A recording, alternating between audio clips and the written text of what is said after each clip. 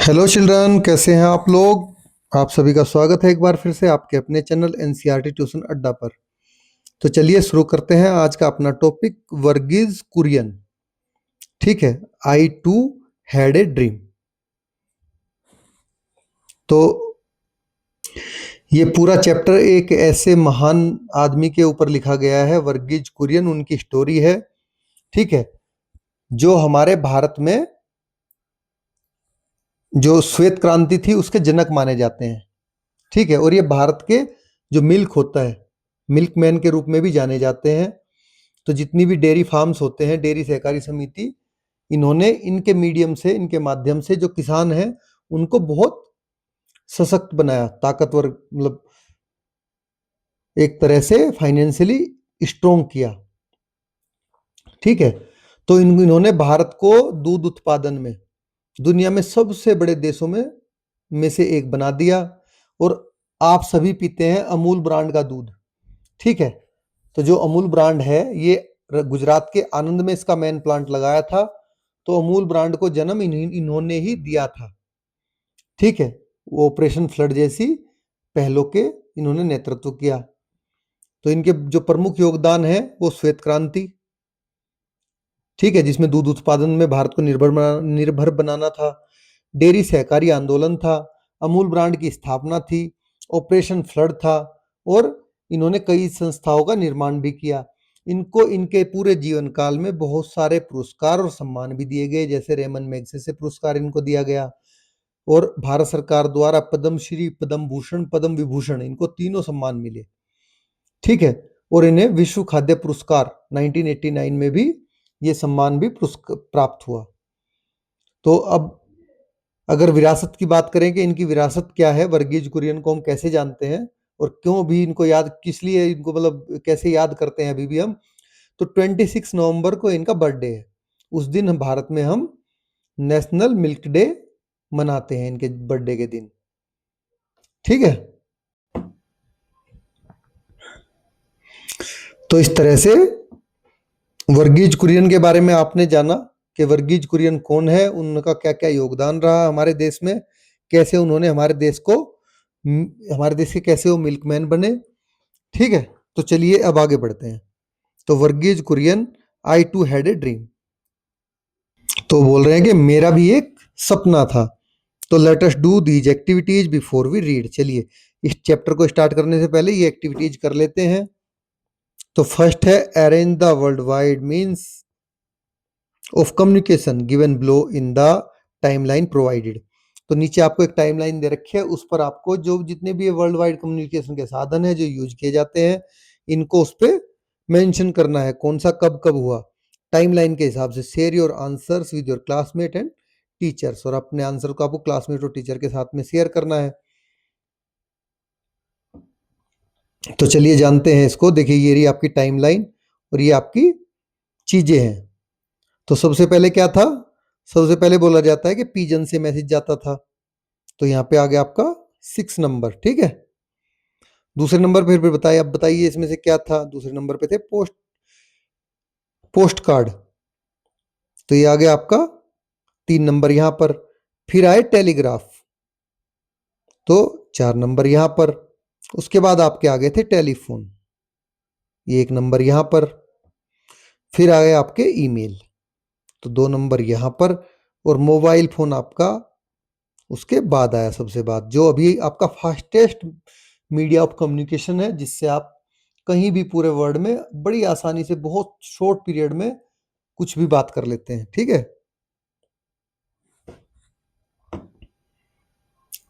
तो देखिए ये इसका क्वेश्चन नंबर 2 है, work in pairs and discuss the following things. आपको पेयर में रह के डिस्कस करना है, जोड़े बनाकर, और जो नीचे दी गई है, share your answers with your classmates and teachers.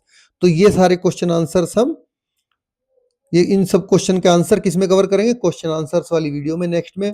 तो अगर आपने चैनल को सब्सक्राइब नहीं किया है तो आप चैनल को सब्सक्राइब कर लीजिए, ताकि आपको सभी वीडियो एक जगह आसानी से मिल जाए और बार बार आपको खोजनी ना पड़े। तो चैनल के प्लेलिस्ट में जाके आप आसानी से सारी वीडियो देख सकते हैं। ठीक है, तो अगर आपने चैनल को सब्सक्राइब नहीं किया तो आप चैनल को सब्सक्राइब करिए। चलिए अब स्टार्ट करते हैं अपना चैप्टर। ये देखिए, ये है वर्गीज वर्गीज कुरियन आनंद। ठीक है, तो लेट अस रीड, चलिए शुरू करते हैं।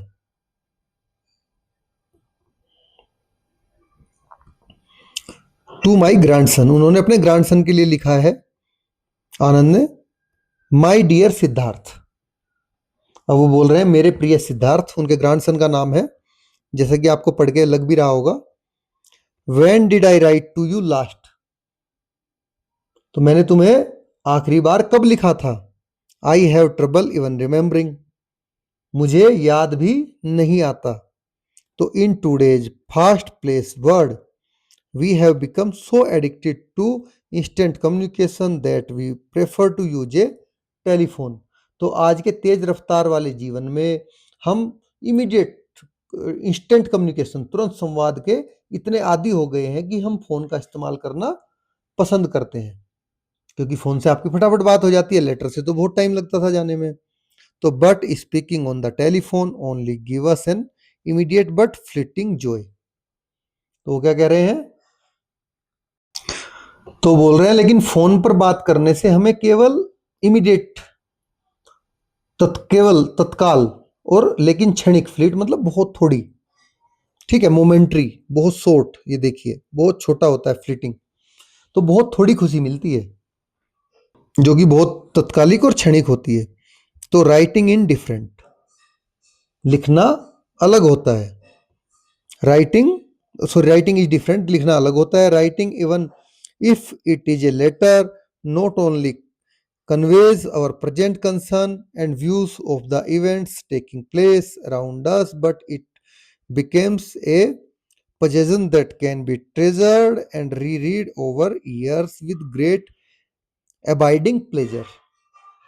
तो वो कह रहे हैं कि लिखना, चाहे वह एक लेटर ही क्यों ना हो, जो हमारा आज के प्रेजेंट कंसर्न्स हैं, वर्तमान विचार हैं, और हमारे जो आसपास होने वाली इवेंट्स हैं, इनके प्रति हमारी चिंताओं को ही व्यक्त नहीं करते हैं, बल्कि यह एक ऐसी प्रॉपर्टी, ऐसी संपत्ति है, बन जाते हैं जिसे वर्षों बाद भी प्यार से दोबारा पढ़ा जा सकता है।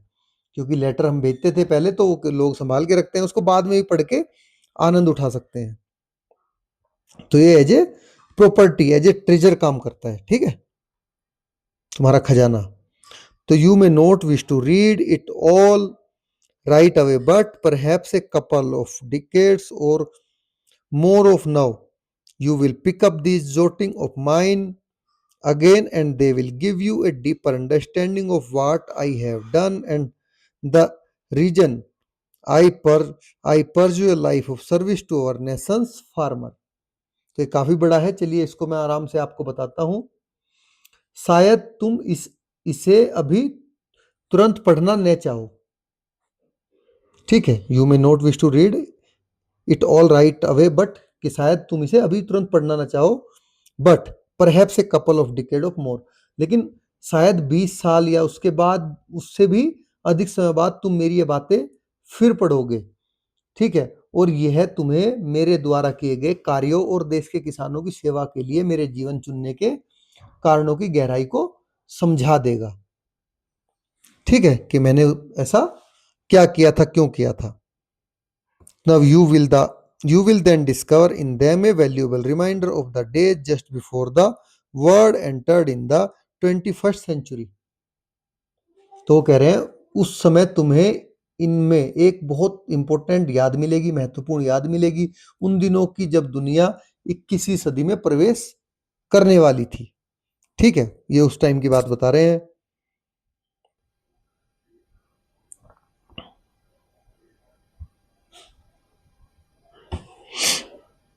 And you may want to share my memories with those of your generation or even younger to provide a glimpse of the world your grandparents live in and knew।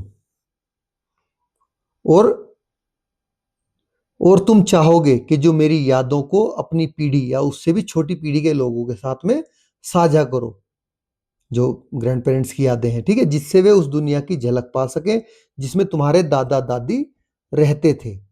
तो उसको बता रहे हैं now I started my working life soon after our country became independent. तो मैंने अपना जो कामकाजी जीवन था उसकी शुरुआत उस समय की जब हमारा देश स्वतंत्र हुआ था, इंडिपेंडेंट हुआ था। The noblest task in those days was to contribute in whatever way we could towards binding an India of our dreams, a nation where our people would not only hold their heads high in freedom but would be free from hunger and poverty। तो उन दिनों सबसे जो महान काम है, नोबेलेस्ट task मतलब सबसे महान काम जो था, वो हम किसी भी रूप में अपने सपनों का भारत बनाने में योगदान दें, कंट्रीब्यूट करें towards building India our dream, हमारे सपनों का भारत।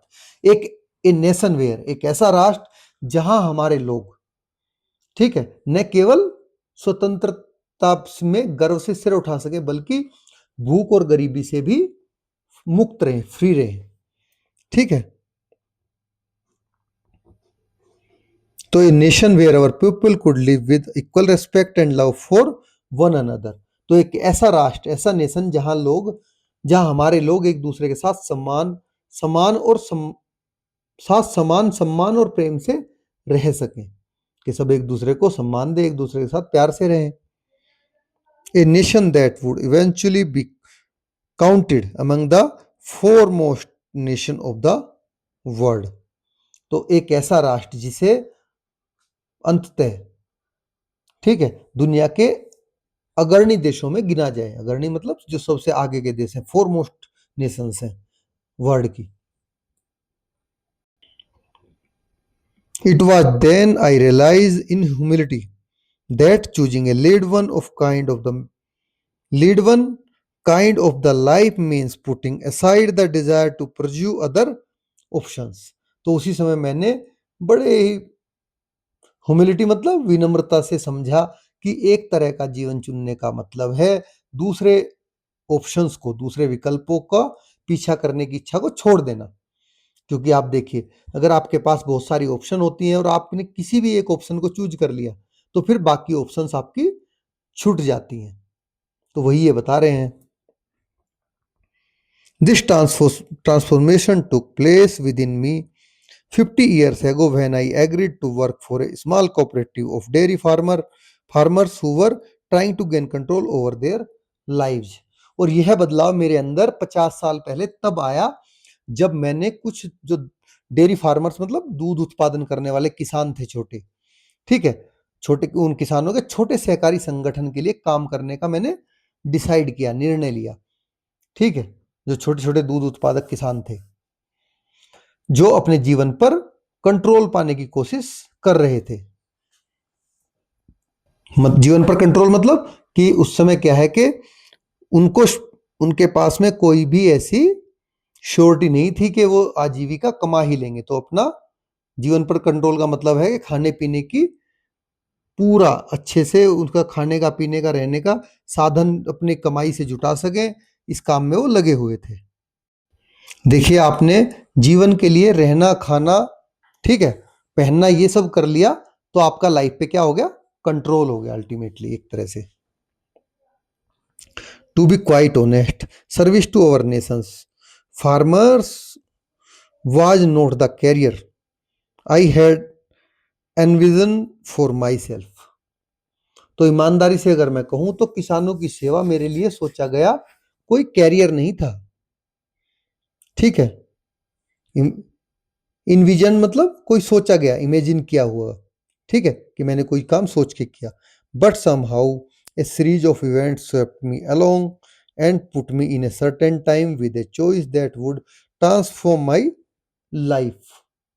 तो लेकिन किसी तरह घटनाओं की एक पूरी की पूरी सीरीज, पूरी श्रृंखला, ठीक है, ने मुझे मतलब घटनाओं की जो इवेंट्स थे उनकी पूरी एक सीरीज मुझे बहा ले गई अपने साथ में, स्विफ्ट मी अलोंग बहा ले गई और मुझे ऐसे समय और विकल्प के सामने रख दिया उसने जिसने मेरा जीवन पूरी तरह से बदल दिया।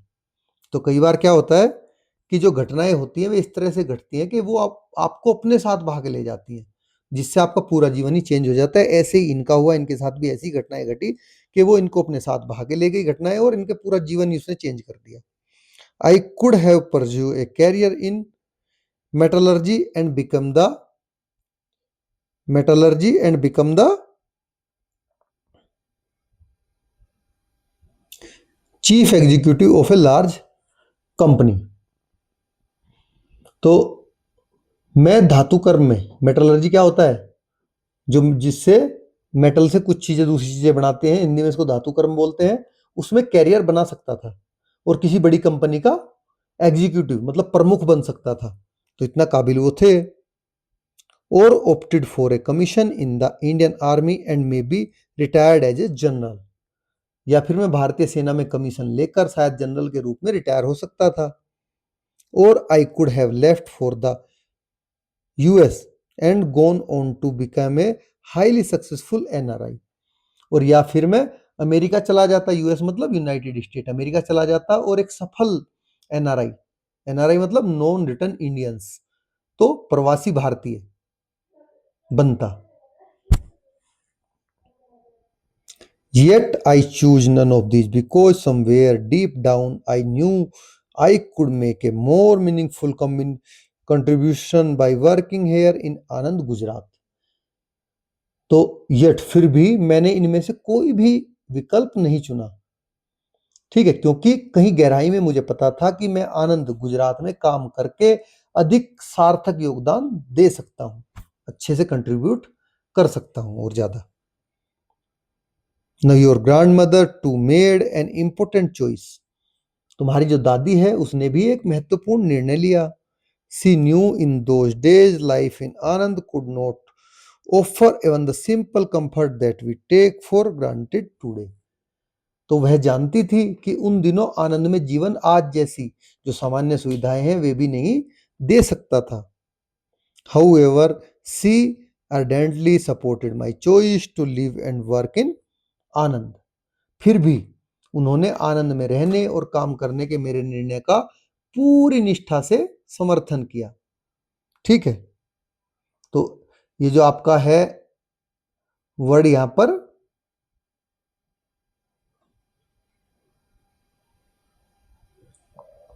एर्डेंटली, एर्डेंटली का मतलब होता है in a way that shows strong feelings, मतलब पूरी निष्ठा से, ठीक है, स्ट्रॉन्ग फीलिंग्स के साथ में। That choice of your grandmother to stand by me has given me an everlasting strength, always ensuring that I shouldered my responsibilities with poise। तो जो तुम्हारी दादी है उसके निर्णय ने, उसके डिसीजन ने मुझे हमेशा बहुत स्थायी शक्ति दी। एवरलास्टिंग मतलब जो हमेशा के लिए रहे, जिससे मैं अपनी जिम्मेदारियां पूरे संयम के साथ में निभा सका। तो चलिए आगे बढ़ते हैं।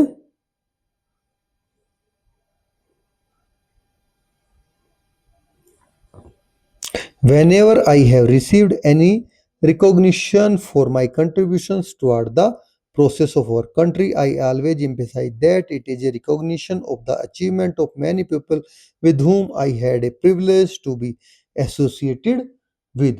तो जब भी मुझे देश की प्रगति के लिए, अपने योगदान के लिए कोई सम्मान मिला, क्योंकि इनको बहुत सारे सम्मान मिले हैं देश की प्रगति में उनके योगदान के लिए, तो मैंने हमेशा इस बात पर जोर दिया, बल दिया कि ये सम्मान उन कई लोगों की उपलब्धियों का है जिनके साथ मुझे जुड़ने का सौभाग्य मिला।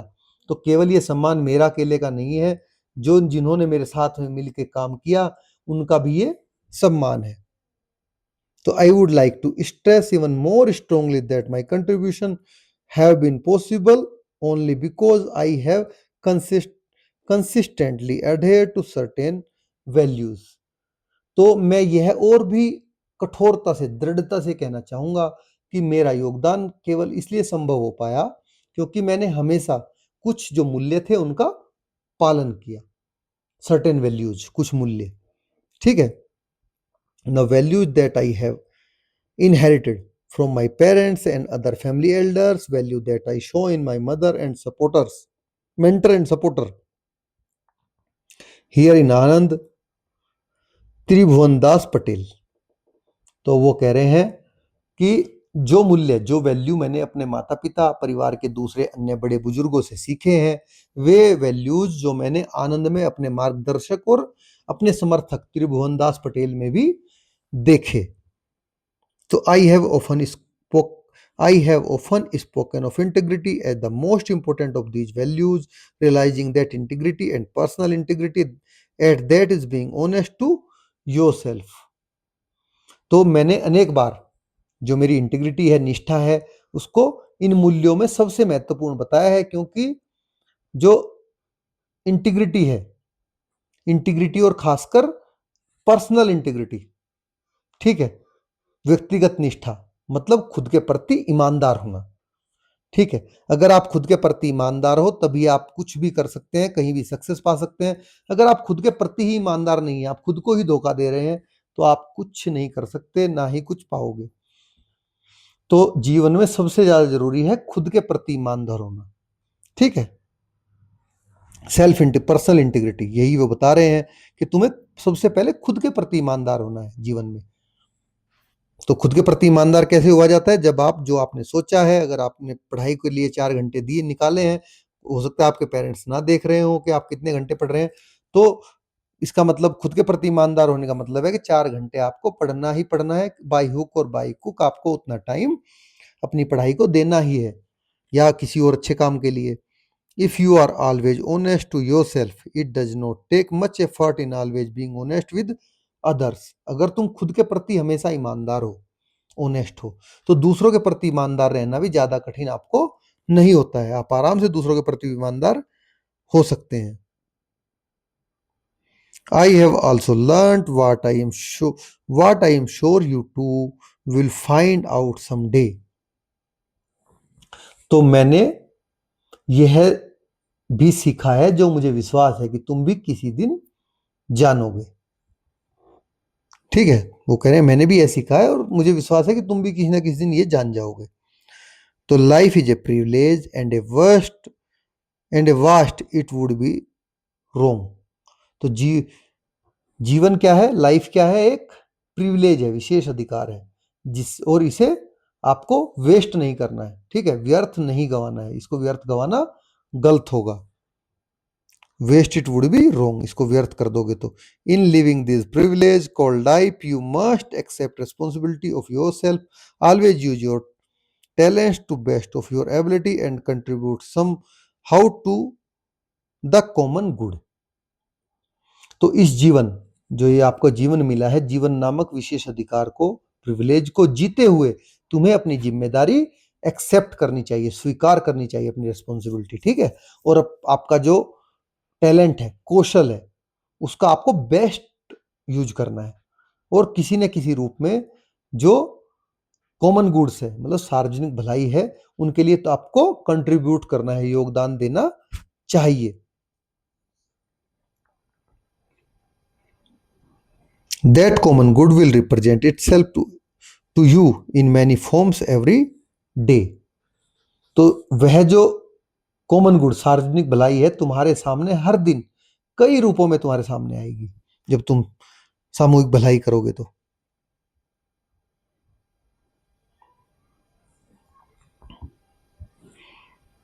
If you look around you, you will find there is a lot waiting to be done. Your friend may need some help, your teacher could be looking for a volunteer, or the community you live in will need you to make a contribution.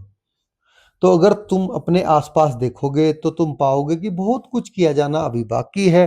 शायद तुम्हारे दोस्त को मदद चाहिए, तुम्हारे शिक्षक को, तुम्हारे टीचर को एक वॉलंटियर, स्वयं सेवक चाहिए, या तुम्हारे पूरा जो कम्युनिटी है, समुदाय है, उसको तुम्हारे योगदान की जरूरत है, तुम्हारे कंट्रीब्यूशन की, ठीक है। I hope that you too will discover, as I did, that failure is not about not succeeding. अब मैं आशा करता हूं कि तुम भी मेरी तरह ही ये सब कुछ जान पाओगे कि जो फेलियर होती है, असफलता होती है, उसका मतलब सफल न होना नहीं है। अगर तुम किसी चीज में फेल हो जाते हो तो इसका मतलब ये नहीं है कि तुम सफल नहीं हुए, ठीक है, तुम सफल हो सकते हो। रेदर, बल्कि It is about not putting in your best effort and not contributing, however, modestly to the common good. तो बल्कि इसका मतलब है कि तुमने अपना जो बेस्ट एफर्ट था, सर्वश्रेष्ठ प्रयास था, वो नहीं किया है किसी भी छोटी तरह से। जो सार्वजनिक भलाई है, कॉमन गुड है, उसमें तुमने सहयोग नहीं दिया। ठीक है, तो देखिए कितनी अच्छी बात इन्होंने बताई है कि मेरी ही तरह तुम भी ये सब जान पाओगे कि जो फेलियर है, असफलता है, उसका मतलब सफल न होना नहीं है कि तुम सफल नहीं हुए, बल्कि इसका मतलब ये है कि तुमने अपना जो बेस्ट एफर्ट है वो तुमने कंट्रीब्यूट नहीं किया। तो सर्वश्रेष्ठ प्रयास तुमने नहीं किया है और किसी भी छोटी तरह से तुम जो कॉमन गुड्स है, सार्वजनिक भलाई है, उसमें तुमने सहयोग नहीं किया। In life, you too will discover as I did that anything can go wrong at any time and mostly does. तो तुम भी जीवन में मेरी तरह यह जान पाओगे कि कभी भी कुछ भी गलत हो सकता है और अक्सर ऐसा होता है। Yet there is a little correlation between the circumstances of people's lives and how happy they are. तो फिर भी लोगों के जीवन की जो सर्कमटेंसेस, परिस्थितियां हैं, और उनकी खुशी के बीच बहुत कम संबंध होता है। ठीक है, most of us compare our self with someone we think is happier, a relative, an acquaintance, और often someone we barely know. तो ज्यादातर लोग खुद की तुलना उससे करते हैं जिससे वे ज्यादा खुश मानते हैं, उसी से करते हैं ना तुलना जिसको ज्यादा खुश मानते हैं। कोई जिसमें कोई रिश्तेदार हो सकता है, कोई आपका जानकार हो सकता है, या अक्सर कोई ऐसा व्यक्ति जिसे वे ठीक से नहीं जानते, बस उसके बारे में सुना है, बट उससे कंपेयर कर रहे हैं, लेकिन ठीक से उसको जानते ही नहीं है। But when we start looking closely we realise that what we shower only image of perfection. लेकिन जब हम ध्यान से देखने लगते हैं तो तब हमें पता चलता है कि हमने दरअसल केवल पूर्णता की छवि देखी है, इमेज ऑफ परफेक्शन देखा है, परफेक्शन नहीं, केवल हमने उसकी एक इमेज देखी है। And that will help us understand and cherish what we have rather than what we don't have.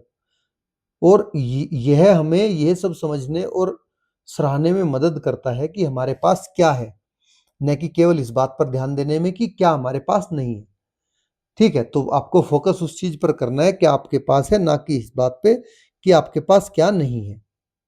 तो इस चीज पे वो बता रहे हैं। Do you remember when you accompany me at the magnificent ceremony in Delhi where our president awarded me the Padma Vibhushan in 1999? तो पूछ रहे हैं कि क्या तुम्हें याद है जब तुम दिल्ली में एक बहुत ही भव्य समारोह में मेरे साथ थे, जहां हमारे राष्ट्रपति मुझे 1999 में पद्म विभूषण से सम्मानित कर रहे थे, जब उन्होंने पद्म विभूषण से राष्ट्रपति ने उनको सम्मानित किया था। तो ये 3 तरह के अवार्ड होते हैं, पद्मश्री, पद्म भूषण, पद्म विभूषण। ठीक है, इनको तीनों अवार्ड इनको मिले हुए हैं। ये पद्म विभूषण इन तीनों में सबसे बड़ा होता है।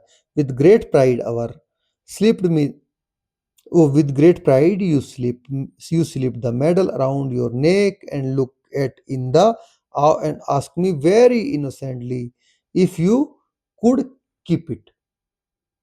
तो बहुत गर्व के साथ तुमने जो पदक थे वो अपनी गर्दन में डाल लिए और बड़े ही उत्सुकता जैसे उत्सुक होता है ना आदमी, उससे देखा और मासूमियत से तुमने पूछा कि क्या तुम इसे रख सकती हो।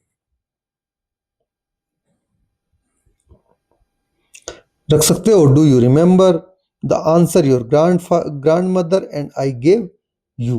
क्या तुम्हें याद है कि तुम्हारी दादी और मैंने तुम्हें क्या जवाब दिया था? We told you that of course this medal was yours as much as it was mine, but that you should not be satisfied in merely keeping my award. The change before you was to earn your own reward for the work that you did in your lifetime. तो हमने तुमसे कहा था कि ये जो medal है, ठीक है, जितना मेरा है उतना ही तुम्हारा भी है, लेकिन तुम्हें केवल मेरे जो ये अवार्ड हैं उनको रखने से संतुष्टि नहीं मिलेगी, सेटिस्फेक्शन नहीं होना चाहिए।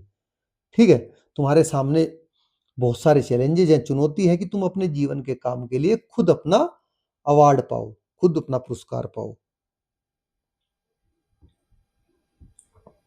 तो देखिए, अवार्ड तो वही होता है जो तुमने खुद से पाया हो, उसी से तुम्हें अच्छी सच्ची खुशी मिलती है। दूसरे के अवार्ड से थोड़ी। तब तो बच्चा था तो बोल रहा था कि क्या मैं उसको रख लूं, तो वही उसको समझा रहे थे कि तुम्हारे ही हैं, ठीक है, जैसे जितने मेरे हैं उतने तुम्हारे भी हैं, बट इनसे तुम्हें सच्ची खुशी नहीं मिलेगी। सच्ची खुशी तुम्हें तब मिलेगी जब तुम खुद ये अवार्ड गेन करोगे। And in the end, if we are brave enough to love, strong enough to rejoice in another's happiness, and wise enough to know that there is enough to go around for all, then we would have lived our lives to the fullest. तो अब last में, यदि प्यार करने में पर्याप्त बहादुर हैं, यदि हम प्यार करने में इनफ ब्रेव हैं, पर्याप्त बहादुर हैं, दूसरों की खुशी में आनंद लेने के लिए पर्याप्त मजबूत हैं, ठीक है, और ये जानने के लिए पर्याप्त समझदार हैं कि सबसे अधिक पर्याप्त की समझदार हैं कि सबके लिए बहुत कुछ है, सबके लिए यहाँ पर सब चीजें सफिशिएंट है, तो हमने अपना जीवन पूरी तरह जिया है, इसका मतलब। ठीक है, आपने, इनका कहने का मतलब क्या हुआ कि आपने अपना जीवन तभी पूरी तरह जिया अगर हम प्यार करने में दूसरों को बिल्कुल वो है, पर्याप्त है, इनफ है, हम दूसरों की खुशी में आनंद लेने के लिए इनफ स्ट्रोंग है, और हम ये जानने के लिए इनफ क्या है, वाइज है, कि सबके लिए यहाँ पर इनफ है, तो हमने अपना पूरा जीवन जिया है। I would like to dedicate this musing to you, Siddharth, and to the millions of other children of your generation in our country, in the hope that upon reading them you will be inspired enough to go bravely out into the world and work tirelessly in your chosen field for the large good of the country, for the larger good of the humanity. तो वो कह रहे हैं कि मैंने अपनी इन बातों को तुम्हें सिद्धार्थ और देश में तुम्हारी पीढ़ी के लाखों बच्चों को समर्पित करना चाहता हूं, जो मेरी ये बातें हैं, ठीक है, और इस आशा में कि इन्हें पढ़कर तुम सबको इतनी प्रेरणा मिले कि तुम साहस पूर्वक अपने एरिया में, जिस भी क्षेत्र में तुम देश में व मानवता के व्यापक हित में निरंतर काम कर सको। ठीक है, तुम जहां भी काम करो वहां पर देश के और मानवता के व्यापक हित में काम करो। तो remember, rewards that come to you then are the only true rewards for a life well spent. तो याद रखना, उस समय मिलने वाले पुरस्कार ही जीवन के सही रूप में बिताए जाने के सच्चे पुरस्कार हैं। ठीक है, कि तुमने जीवन को अच्छे से जिया है, तो जीवन वो नहीं है जो तुम खुद के लिए जीते हो, जीवन वो है जो तुमने दूसरों के लिए जिया है। खुद के लिए तो जानवर भी जी लेता है, ठीक है। तो विद माई फॉन्डेस्ट लव, अपने सबसे गहरे प्यार के साथ में उन्होंने ये चैप्टर फिनिश किया, अपना लेटर फिनिश किया, चैप्टर हमने फिनिश किया। तो आपको चैप्टर की एक्सप्लेनेशन कैसी लगी जरूर बताइए। अगर आपकी तरफ से कोई सजेशन हो कमेंट बॉक्स में आप लिख सकते हैं, और चैनल को सब्सक्राइब अगर आपने किया है तो कमेंट बॉक्स में subscribed@ आपका नाम लिखना न भूलें। Thanks for watching. तो मिलते हैं नेक्स्ट वीडियो में, जिसमें हमारा क्वेश्चन आंसर पार्ट रहेगा। Thank you.